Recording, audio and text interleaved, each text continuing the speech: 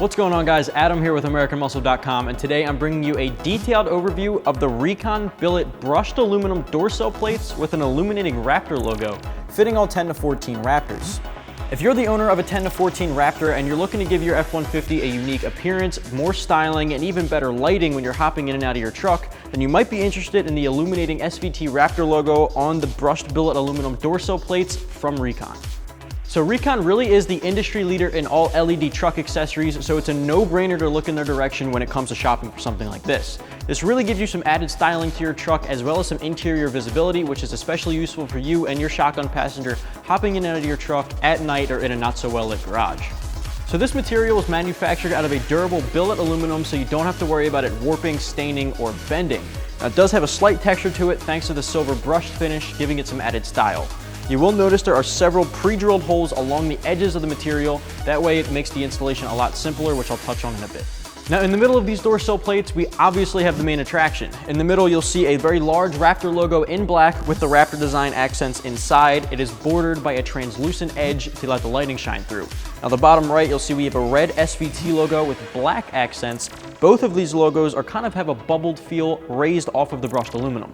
So Recon does offer this exact same product with two different finishes with two different LED options. Now, there's the brushed aluminum here or the black anodized option, and there's also the red LEDs or the blue LEDs. Today I have the brushed aluminum with the blue LED option. Now, if you're interested in checking out any of the other options, you can do that as well, but for all intents and purposes, the workmanship, the installation, and the price points are all going to be the same.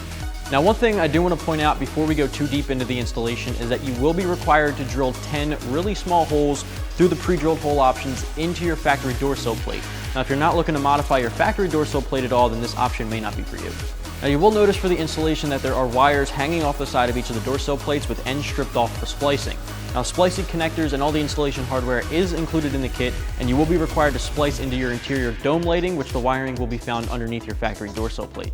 So the market does have a couple of different options when it comes to door sill plates. When you're shopping around, you will notice that. But you'll also notice that most of those options are offered from Recon, which goes to show that they really are the industry leader in this kind of stuff. Now, when you're shopping around, you'll notice the price range can go anywhere from the mid-200s to about $300. Not too big of a price difference there. This one particularly comes in at about $300. Now, that might sound a bit pricey, but you do want to consider you're swapping from a plastic factory door sill plate to a brushed aluminum, so the quality is a little bit better. Plus, given the LED lighting inside for the visibility and added styling, definitely bumps the price up. One thing you will need for this installation is a drill. Now, we will touch on what that's used for in a minute. I did say you'll be doing some drilling, but you will want to gain access to the wiring underneath your factory door sill plate before you go any further. You can start by peeling off the factory door sill plate, starting from one edge and popping the clips off along the edges of the plastic.